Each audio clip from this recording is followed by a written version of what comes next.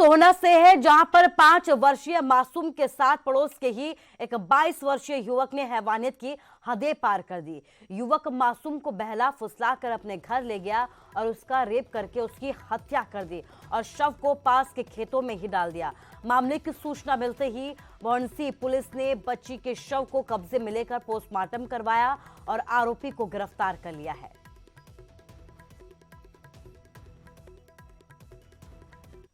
आमने सामने ही क्वार्टर है, खूब उठा बैठ भी अच्छी थी, लेकिन हाँ ये राजा दारू पीता था खूब। और आज संडे था तो इसका पापा काम पे चला गया, इसकी मम्मी चूड़ी लेने बाहर चली गई। लड़की घर पे अकेली थी, लेकिन लड़की की मम्मी आ गई थी बाद में और उन्हीं के सामने, लड़की की माँ के सामने ही चीज़ दिलाने के लिए लेके गया कि मैं भाभी से चीज़ दिला लाऊं। तो ऐसा कुछ शक नहीं था कि ये कहाँ ले जा रहा है, कहाँ रोज़ खिलाना जलाना रहता है। तो बोले ठीक है ले जाओ। जब वो मिनट 2 मिनट 5 मिनट आधा घंटा तक आया ही नहीं, 2 घंटे हो गए ढूंढते ढूंढते, मिली ही नहीं लड़की। ढूंढ रहे थे जगह जगह, फिर बाद में इनकी वाइफ का ही फोन गया दोबारा। तो मौसम में अचानक हुए बदलाव ने किसानों की मेहनत पर पानी फेर दिया। करनाल में किसानों का मंडी में खुले आसमान के नीचे रखा हुआ जो अनाज था वो पूरी तरह से भीग गया है। मंडी में धान से भरी हुई बोरियां भी पूरी तरह से बारिश के बाद वो भीगती हुई नजर आई, पानी में डूब गई, जिससे किसानों को खासा नुकसान पहुंचा है। किसानों की फसल भीगने के कारण किसानों को उनकी फसल के सही दाम जो है अब वो नहीं मिल पाएंगे। दरअसल मंडी में शुरू से ही लिफ्टिंग की समस्या रही है, जिसका खामियाजा आज किसानों को फिर भुगतना पड़ा है। और ये पहली बार की तस्वीर नहीं है, अक्सर ऐसी तस्वीरें आती रहती हैं और एक बार फिर से ये तस्वीर सामने आई है जहां पर आप देख सकते हैं कि किसानों की मेहनत किस तरीके से यहां पर पानी पानी हो गई। ਸਾਡੀਆਂ ਜੀ ਉੱਕਾ ਪਾਣੀ ਚੋਣ ਡਿਆ ਵਿੱਚੋਂ ਸਾਰਾ ਨੁਕਸਾਨ ਹੋ ਗਿਆ। ਹੁਣ ਆ ਕੀ ਪਤਾ ਸਾਡੀ ਹੁਣ ਕੀ ਪਾਵੇ ਕਿ ਨਹੀਂ, ਕੀ ਨਹੀਂ, ਕੀ ਹੋਣਾ, ਪਾਣੀ ਦੇ ਵਿੱਚ ਖੜੇ ਆ।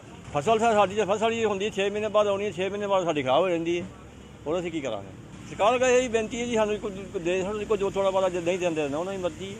बरसात के कारण काफ़ी नुकसान है। ये जीरी जितनी भीगने लग रही हैं सारी, इसमें गुंडे चलेंगे, लेने वाला नहीं ले पाएगा इसको। हम भी परेशान है, लेने वाला भी परेशान है। ये गेट पास के रोड है, कल से रात की ट्रालियाँ खड़ी हैं सारी गेट पे। ये जितनी भीग रही हैं बरसात में भीग रही हैं, इसको कौन लेगा और कौन इसको खरीदेगा? कल से ये बंद है, जो काम ये बंद नहीं होना चाहिए ना, ये चलना चाहिए काम। मांग तो ये है कि दाने तुल दें और अपना जिम्मेदार अपने घर जाकर अपनी कणक की बिजाई की तैयारी करें। और खबर हिमाचल से है। हिमाचल के किन्नौर में 3 ट्रैकर्स की मौत हो गई। जानकारी के मुताबिक 13 ट्रैकर्स का दल रोहड़ू से किन्नौर से सांगला घाटी में ट्रैकिंग के लिए निकला था और बर्फबारी के बाद इनमें से 3 पर्यटकों की सांगला आते समय रास्ते में ही मौत हो गई। वहीं पुलिस की क्यूआरटी टीम और आईटीबीपी के जवान रेस्क्यू ऑपरेशन में लगातार जुटे हुए हैं। तीनों शवों को लाने के लिए आईटीबीपी के जवानों का एक दल मौके पर भेजा गया है। प्रशासन द्वारा ये दावा किया जा रहा है कि 10 पर्यटकों को सुरक्षित निकालने के लिए पुलिस दल को बरुआ कंडा भेजा गया है।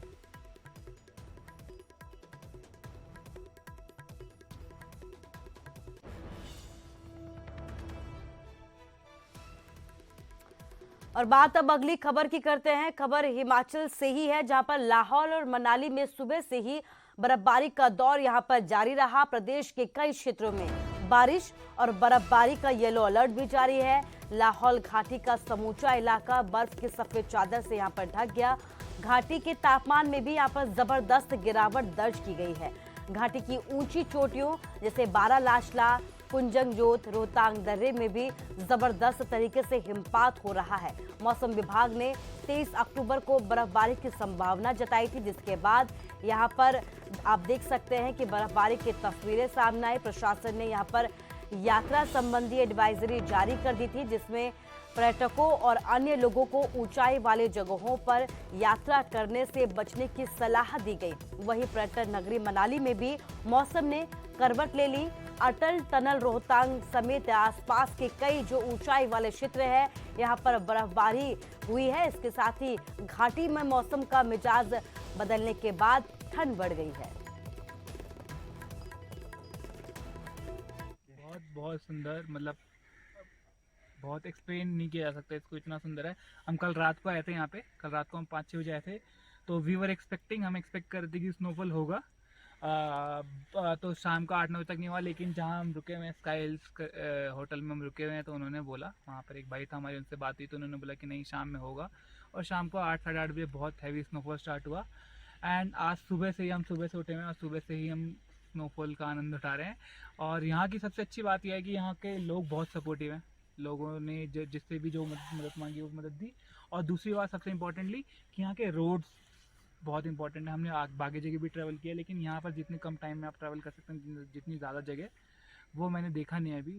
रोड बहुत सुंदर है और बहुत अच्छा लगा। बाकी हम सबको कहना चाहेंगे कि एक बार आपको कीलोंग जरूर आना चाहिए। ऐसा नज़ारा मैंने ज़िंदगी में कभी नहीं देखा। लाहौल घाटी में पिछले रात से ही बर्फबारी हो रही है, जिसके चलते जो है घाटी का तापमान जो है काफ़ी नीचे चला गया है।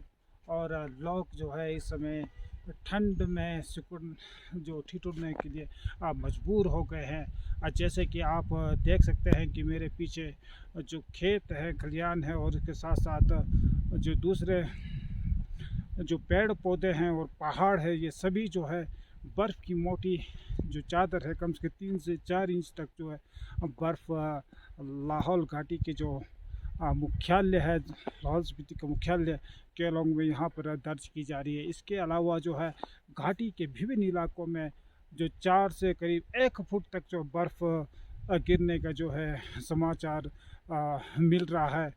वहीं जो है बर्फबारी के चलते ज़िला प्रशासन ने भी 2 दिन पहले ही एहतियात के तौर पर जो है एडवाइज़री जारी की थी, और लोगों को जो है विशेषकर पर्यटकों को अनावश्यक रूप से यात्रा करने से बचने की सलाह दी गई थी। वहीं जो है लगातार बर्फबारी होने से जो लाहौल जो हिमाचल पथ परिवहन निगम की डिपो की बसें जो है कुल्लू मनाली की तरफ से जाती है और वहाँ से आती है, उन्हें जो है फ़िलहाल के लिए स्थगित कर दिया गया है, क्योंकि जो रास्ता जो है फिसलन भरा हो गया है। और इसके चलते जो है सिर्फ 4x4 जो वाहन है